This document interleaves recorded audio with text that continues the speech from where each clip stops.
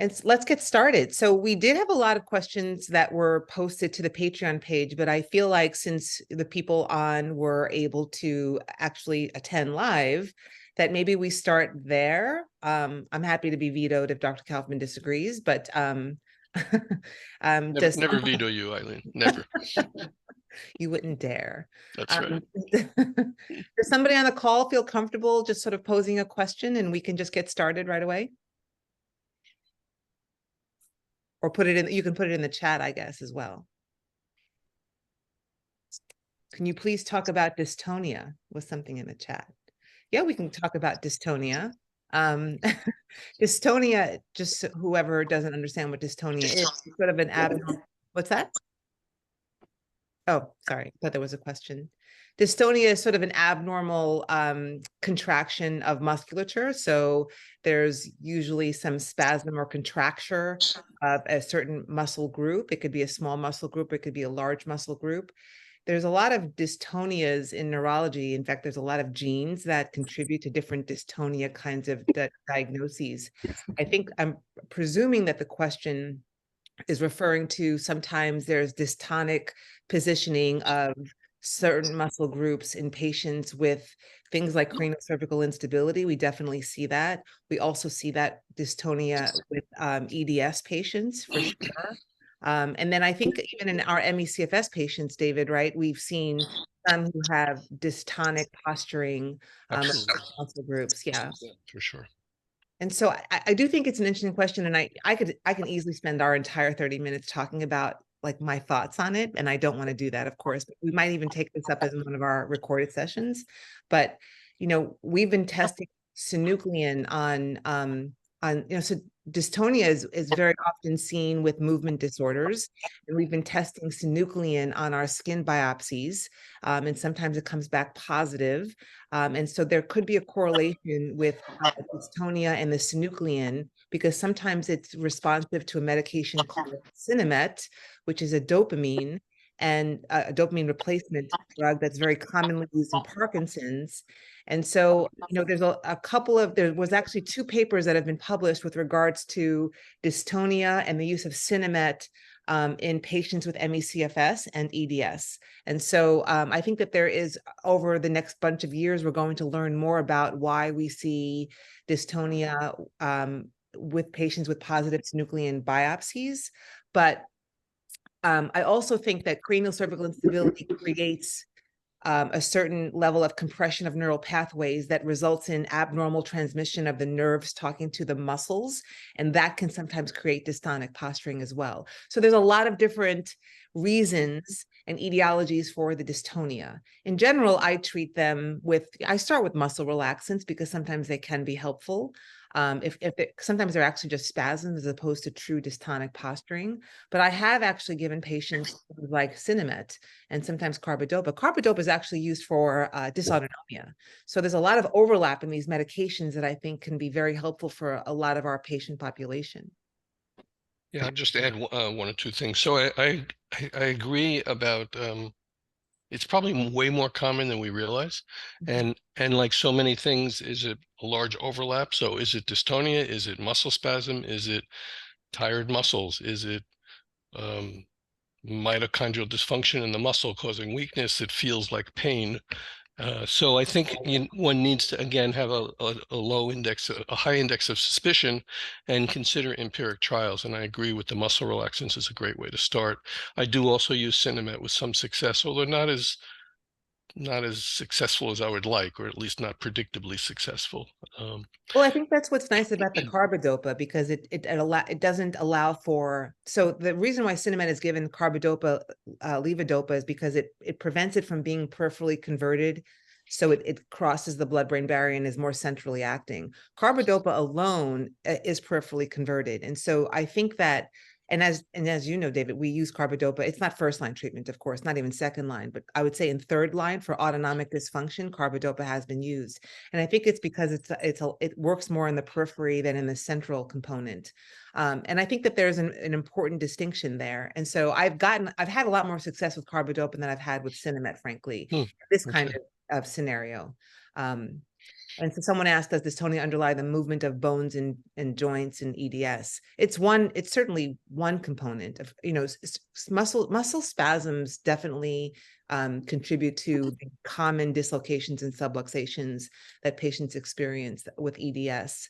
It certainly is one underlying etiology of that. So let's go to the second question here.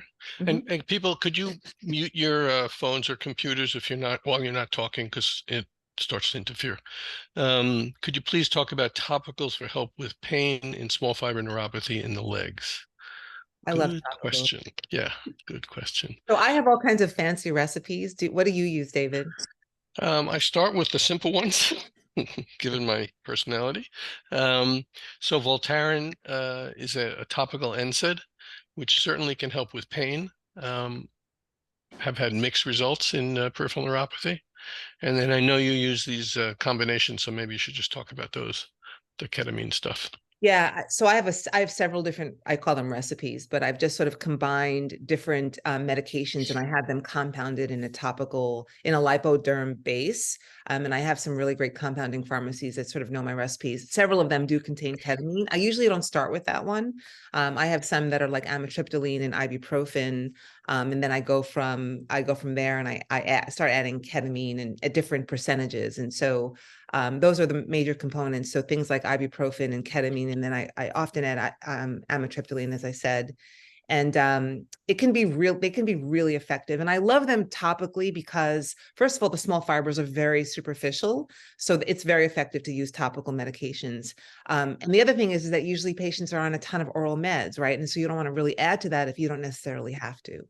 And so the topical option is I think is very important. And also the peptide. The Well, peptide creams are very helpful. peptide topicals? Yes, so the BPC cream. Is Right.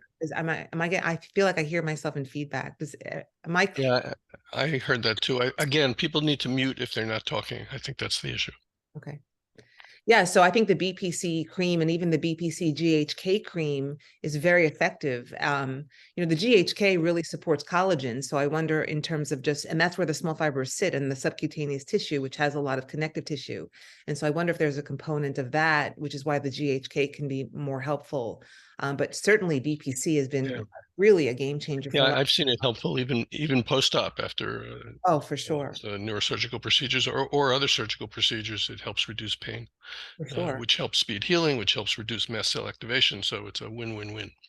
Yeah, I agree. So there are a lot of topical considerations for treatment of small fiber neuropathy, for sure. And Eileen, you're getting these recipes done at a compounding pharmacy? Yes. And it's not a fancy compounding farm. I mean, any compounding pharmacy will do those recipes, yeah. Because they're they're common drugs. Right. So I wonder if we're going to be breaking the rules if somewhere we post those recipes. The rules being doctor-patient stuff. Because it might be helpful for our patients and subscribers because their physicians are not going to be familiar with that. And to the degree they might be willing to try something new. Yeah, right. I mean, I don't think it's breaking the rules. It's just sort of giving information, but they would have to obviously have someone prescribe. All of these require prescriptions. Right, but that's what I'm saying, that a patient/subscriber could bring that to their physician and say, would you please try it? Because doctors Kaufman and Roy said so. That'll go over well. Right. I will also add, though, not breaking the rules, is that I have patients use a lot of lidocaine patches, which is remarkably helpful. And I often get asked about how EDS patients tend to have a low, not a great response to lidocaine. But this is not about this is non-injectable lidocaine, which I do think that there is a decreased response to injectable lidocaine in many of my EDS patients. I think the patch has different absorption pharmacokinetics, and it's actually very helpful. Plus, the lidocaine seems to stabilize mast cell activity.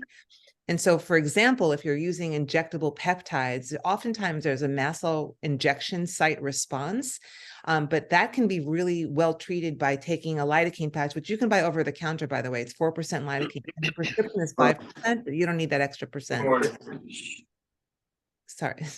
Can you mute your, can everyone be muted? Yeah, thank you. And I just tell them to buy it, cut it, and put it in the place 20 minutes before you go in to inject. and then inject, and then you can put it back on afterwards. But for small fiber pain, lidocaine patches can also be very effective. And like I said, it's over the counter. So. Okay. Should we go to the chat questions, or somebody have a Does somebody verbal want to question? verbally ask a question? We can continue with the chat if everyone's uncomfortable. All right, let's do the chat. So I love this next one. Could you speak to the IVIG benefits studies? Why does this not appear to be well known as treatment? So I do think we it is want the political answer, or the medical answer, or the infuriating answer? Give us all three. Go ahead. Well, it depends on what illness or pathology we're talking about here. So let's choose one we've already discussed, which is small fiber neuropathy, okay? So at this point, there are probably published peer-reviewed articles, including case series of maybe hundreds of patients, many of them coming from Ann Hollander, right? Mm-hmm. Yeah, clearly showing benefit up in the 70% range for IVIG for small fiber neuropathy. Nobody cares. The FDA doesn't care. The insurance companies absolutely care, and they reject it. That's how they care. So it's a huge problem, but there's no question it can be very beneficial. It's very expensive. It's using a high dose, not a immune deficiency replacement dose, which makes it 4 to 5 times more expensive, which makes the insurance companies 400 to 500 times more likely to reject it. But those studies are there. Similarly, IVIG for ME/CFS has been out there for dozens of years. There's been studies showing benefit, but it's not accepted and it's not covered. Less clear benefit in terms of the percentages. And then the easy ones are immune deficiencies. It's relatively easy to get IVIG if you can document immune deficiency, which means low antibody levels, increased infections, failure to respond to a vaccine.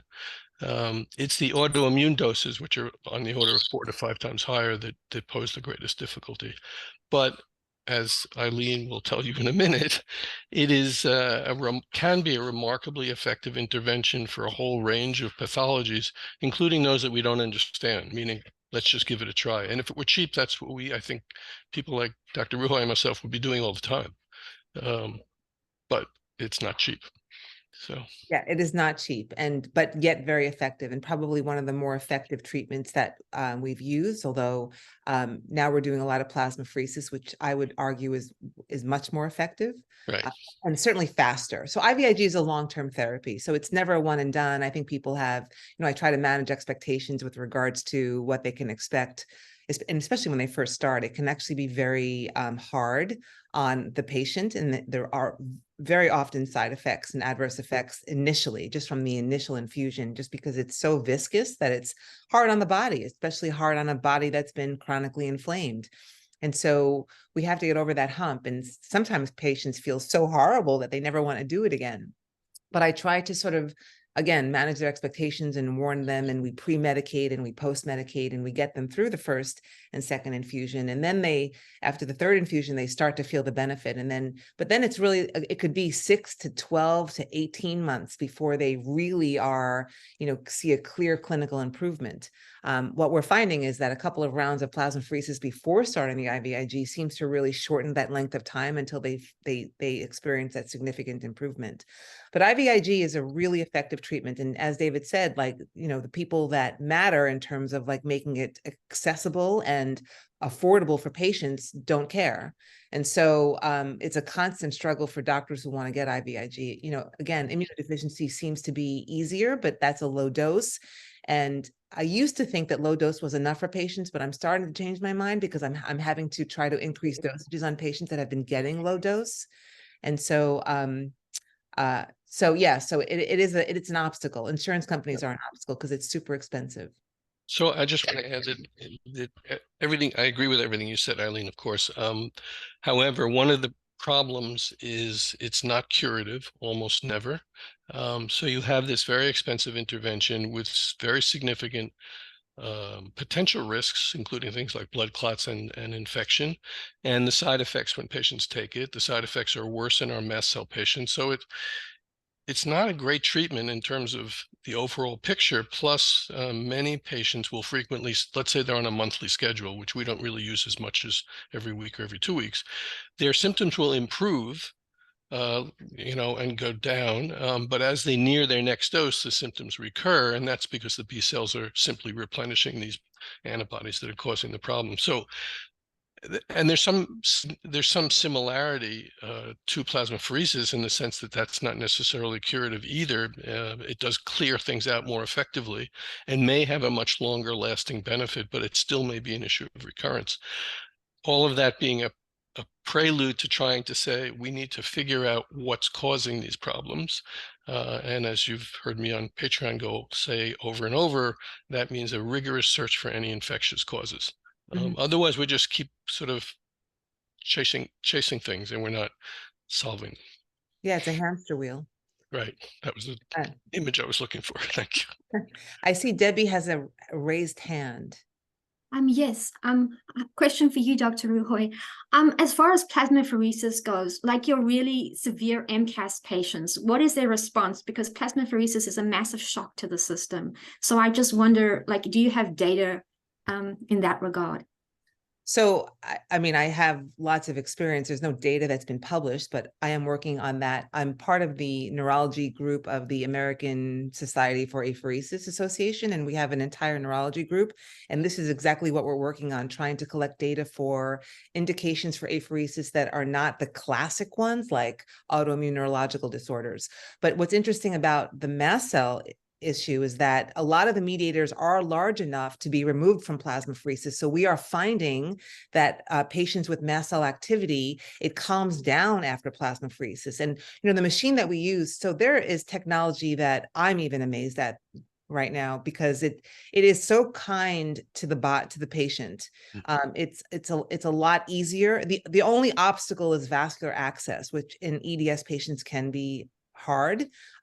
So sometimes ports have to be placed, which is really an obstacle, but we're figuring out the best ways that we can do vascular access. Once we have access and their vessels can tolerate the pressure and the gauge of the treatment, they actually do really, really well. And we remove some of those mediators that are causing all the problems, because some of those mediators are large enough to be filtered out. And that's what's exciting for me. And that's what I've told this group at the American Society of Apheresis Association, or whatever the acronym stands for.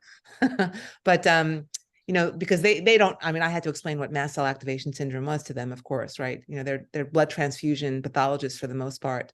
But they were really intrigued and really interested. So my point is that I think that's a great question, Debbie. And yes, but it does seem to minimize the mast cell reactivity. And it's not necessarily after the first session, to be honest with you. And I've said this before, and I think anyone who's ever spoken to me on this call has heard me say this. You can't get one. And that's because a lot of the stuff sort of marginalizes on the vessel walls. And so in the first session, you're sort of removing everything from the central of the lumen, and then things like dive in. It's like, you're sitting on the edge of the pool, and then because there's a lot of people in the pool and all those people get out, and now you dive in. So it's really at the second session that they start to experience these benefits that I'm referring to. So again, I like to manage expectations, and that just sort of seems to be the rule. Basically, after the first session, people don't necessarily feel better. Occasionally they feel a little worse in the terms of like feeling fatigued, and and that's because of that kind of mechanism that I described. But it's the second session, and usually the third is like the sweet spot where really things are really feeling good. So you're not seeing like the massive reactions you get from mast cell patients with IVIG, for example? No, not at all, because we're not infusing anything that's, so we take out the plasma, and what's replaced is albumin, which is the natural protein of your body.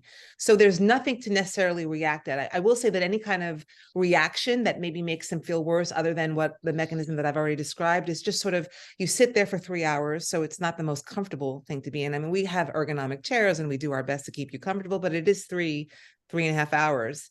When sometimes we get it done where access is easy. We could do it in 2.5 hours, but it's still a long time to sit there. And then also it's a large gauge. So that's sort of traumatic to the body itself when you place the gauge. And there's a lot of pressure, which can be traumatic. So it's more mechanical of a reaction of, mast cells can be pissed off by anything. It doesn't have to be an exogenous, like a medication, or it could, you can, if I slap somebody's arm, But Eileen, I just want to emphasize what you're saying. The huge difference here between IVIG and plasma exchange is basically IVIG, you're infusing foreign proteins belonging to other thousands of people on the planet into your body. The fact that people don't have an even greater reaction is amazing to me. So whereas in plasmapheresis, there is nothing foreign being put into you, and it's all mechanical. So it's a huge difference. Huge difference. Are you running this out of Neuroveda? Is that where the plasmapheresis? Yeah, that's what Neuroveda has plasmapheresis going. That's where I refer patients to, for sure. Yeah. Thank you so much. Oh, you're very welcome. You're very welcome. So let's do Angela's question here. Okay. Are upright extension and flexion X-rays of the cervical spine worthwhile, even if they're not dynamic? Are those images worth showing to some CCI experts if you can't get an upright MRI? So upright. Oh, I see. X-ray versus upright MRI. Got it. Right. So what do you think? I mean, I have my opinions on these.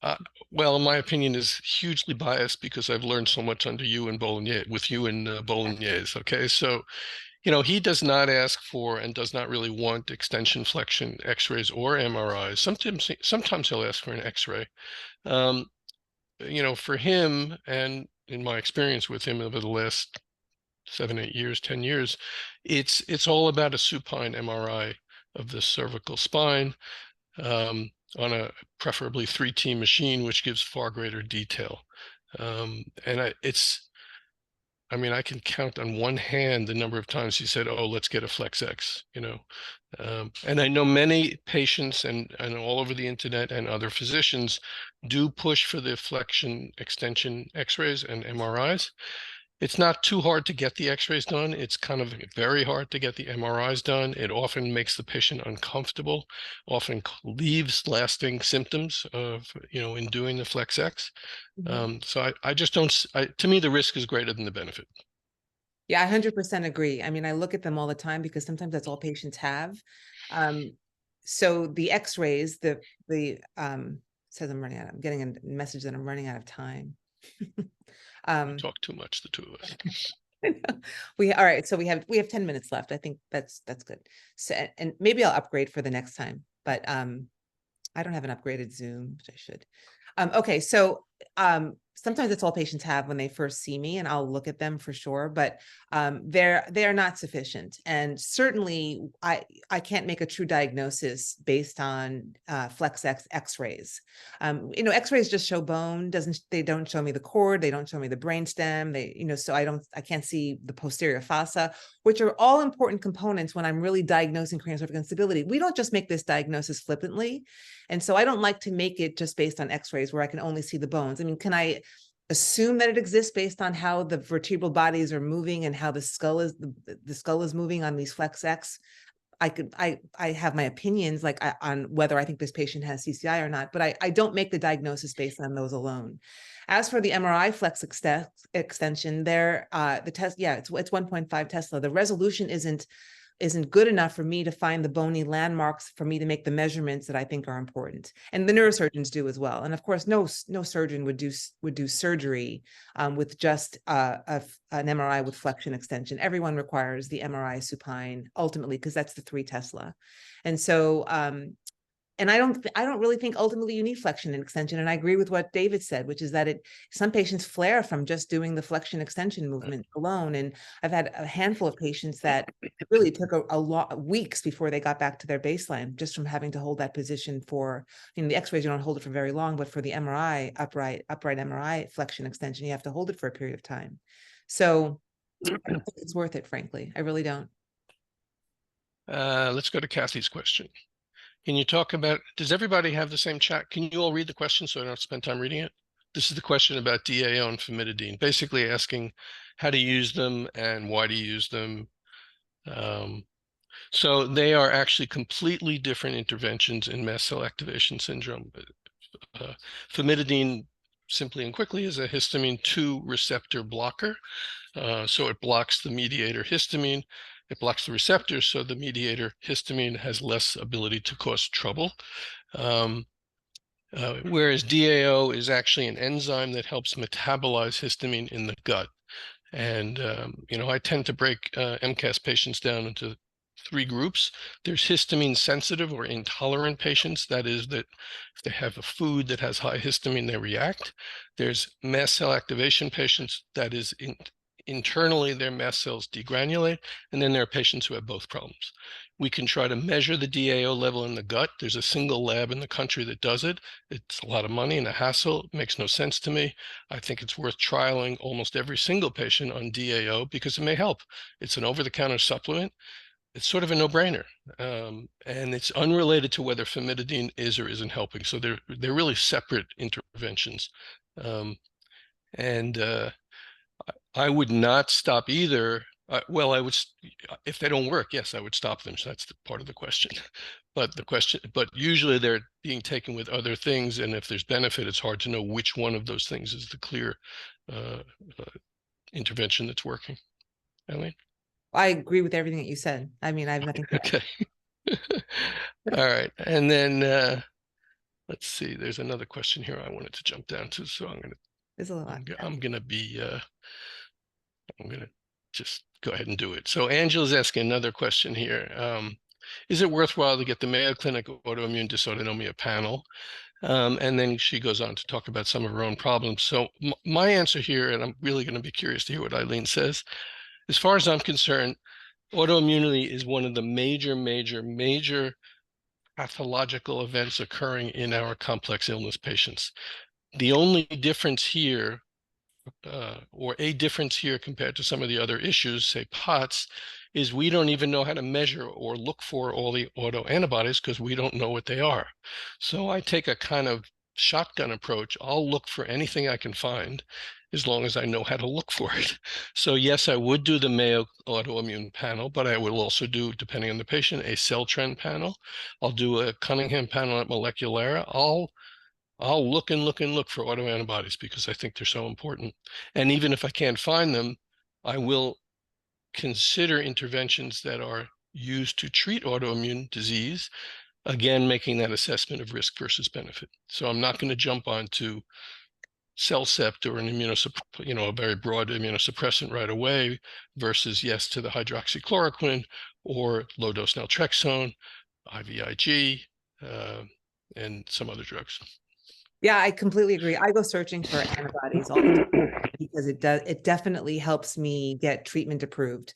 I mean, and especially helps me decide upon a treatment. And I do all that you said. I also do a neural zoomer because those are autoantibodies that focuses on the central nervous system. I like cell trend. It's antibodies that focuses on the autonomic nervous system. And I can easily, attach symptoms to a particular autoantibody. But I think another thing that I often talk about is that I refer to it more as autoreactivity. I think we can find autoantibodies often. And I think, but whether they actually develop that autoimmune disease is a whole other sort of set of a whole other conversation. We can find symptoms that fit into the classic autoantibody syndrome, but whether they have that autoimmune disease, I'm not sure. But they still benefit from IVIG. I've seen patients benefit from Plaquenil, as Angela seems to suggest she has. I've seen patients, I've done a lot of CellCept, I've done a lot of cyclophosphamide, I do a lot of azathioprine and methotrexate, some of these steroid sparing kinds of drugs. We've both done rituximab. So I think those kinds of drugs can be very helpful, but I won't prescribe them unless I have clear evidence of presence of autoantibodies. So I do the Mayo Clinic panel. I do the autoimmune dysautonomia. I do the autoimmune encephalopathy panels. And, while they often don't come up positive, they have in the past. And I think that's important. It's worth doing. Plus they accept insurance. So where I could use insurance, I will, right? Because a lot of these other labs like CellTrend and Moleculara and Vibrant America, they don't take insurance. And so they're out of pocket, but they're still very useful. And so I think it's important. And, there is something called, and if anyone follows me on TikTok, I just did a TikTok on this, autoimmune diathesis, which just means that if you have one autoimmune disease, you're supposedly at risk for another autoimmune disease, which just means that if you're adaptive immune system is already making autoantibodies, it seems to be a little bit more sensitive to making other autoantibodies. And we think that's related to just sort of the chronic inflammatory response and all the cellular debris that happens from just the breakdown of the cellular membranes and some of the vesicles within the cytoplasm from this inflammatory response. And so then there's like cellular debris floating around. And when an adaptive immune system is already in an overactive state, sometimes it gets confused and makes another antibody. So, but it doesn't necessarily mean you have another, like a second autoimmune disease. But that is the thought behind autoimmune diathesis, which is so curious to me with regards to our patient population. But that's why I think immune-mediated treatment, targeted treatment, is really, really appropriate and probably the first line treatment that we should all be thinking about. I think one of the takeaways on the autoantibodies is that they are as much a marker of the degree of chronic inflammation as anything else. And even though a patient may not have Sjogren's disease, if their early Sjogren antibody panel, novel Sjogren antibody panel, is positive, that's suggestive of the degree of inflammation. Most of our patients do not fit into the nice and neat rheumatologic autoimmune categories of Sjogren's or rheumatoid arthritis or mixed connective tissue, but they have raging inflammation, and those autoantibodies are an important marker of that and something to follow. So that includes antiphospholipid syndrome as well, which I run on every patient. Exactly. And I've seen a lot of antiphospholipid antibodies in POTS patients, actually. So it's a lot, a common denominator there, of course, is mast cell activation syndrome. So right. So a lot of antibodies to think about. So do the entire autoimmune workup is what I do, because if you find something, then you go with it. Right. We have less than a minute. So this went really fast. Okay. Yeah. I'm going to upgrade and we'll do an hour next time, everyone. But we'll continue to answer on the Patreon page, and we're going to drop another session next week. And I hope this was fun. Good. Appreciate both of you. Thank you so much. No, we love doing this, and thank you for being our subscribers. We are really just pleased to have you. And having a lot of fun. Yeah, we are. We really are. So continue to be subscribers and tell everyone, and continue to ask questions on our Patreon page, and we'll continue to do our best to answer them. Okay, thanks. All right, guys. Bye.